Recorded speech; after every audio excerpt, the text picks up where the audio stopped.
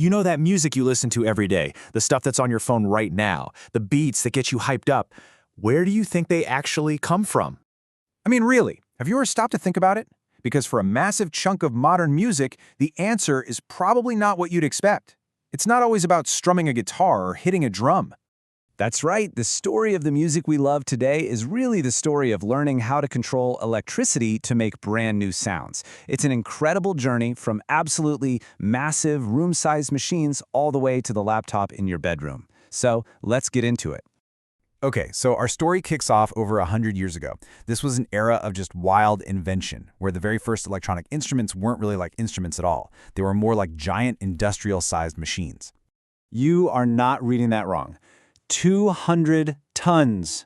That was the weight of one of the very first electronic instruments, the telharmonium. We're talking the early 1900s here. This absolute beast used huge generators to send music directly into people's houses through their telephone wires. It was basically the world's first ever music streaming service, and it weighed more than a blue whale. And then things got even weirder, and honestly, way cooler. In 1919, a Russian inventor created the Theremin. Now, this thing was straight out of a science fiction movie. You didn't even touch it. You just moved your hands in the air around these two antennas to control the pitch and the volume. It was like magic, and it showed the world that music could be made in ways nobody had ever imagined. For a long time, these electronic instruments were mostly just for scientists or for making spooky sounds in sci-fi movies. But then, in the 1960s, everything changed. Technology finally got small enough for actual musicians to get their hands on it. And this was the absolute game changer, the synthesizer, invented by a guy named Robert Moog.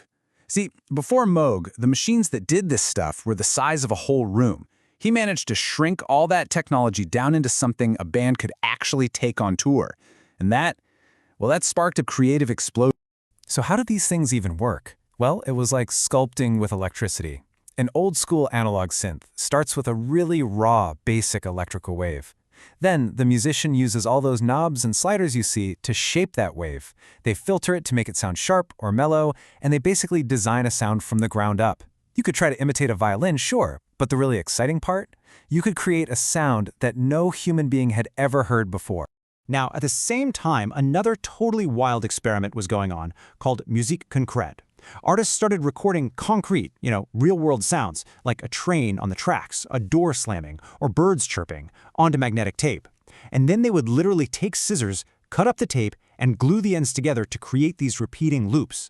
This was, believe it or not, the very first version of sampling. All right, let's fast forward to the 1980s, because this is where things get really crazy. That warm, slightly unpredictable world of analog electricity was about to get a massive upgrade from the cold, perfect precision of computer chips. The digital age had officially arrived. So what was the big difference here? Well, think of it like this. Analog sound, made by physical electronic parts, was warm and had character, but it was also super heavy and crazy expensive. Digital sound, on the other hand, was made by computer chips. It was crystal clear, perfectly precise, and way, way more affordable. This shift was huge because it put these powerful tools into the hands of way more people. And the new inventions just started coming thick and fast. The Roland TR-808 drum machine gave hip-hop its signature booming bass. That sound is all over classic 80s tracks. The Yamaha DX7 synth created those shiny, glassy keyboard sounds you hear in pretty much every pop hit from the 80s. But the most important invention of all might be one you've never even heard of. And that invention was MIDI. The easiest way to think about MIDI is like a universal translator for music gear. Before MIDI, you couldn't get a keyboard from one brand to talk to a drum machine from another brand. It was a mess. MIDI changed all that. It doesn't send actual sound, it just sends instructions, like play this note this hard for this long. And just like that, computers could become the brain of the entire studio, controlling everything. Okay, so we've covered giant machines and digital revolutions.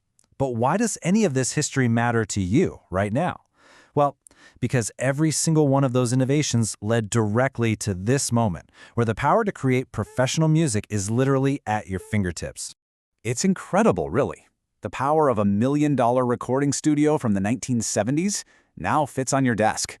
All you really need is a basic computer, a simple little MIDI keyboard, and a software program called a Digital Audio Workstation, or DAW for short. That DAW is your virtual studio.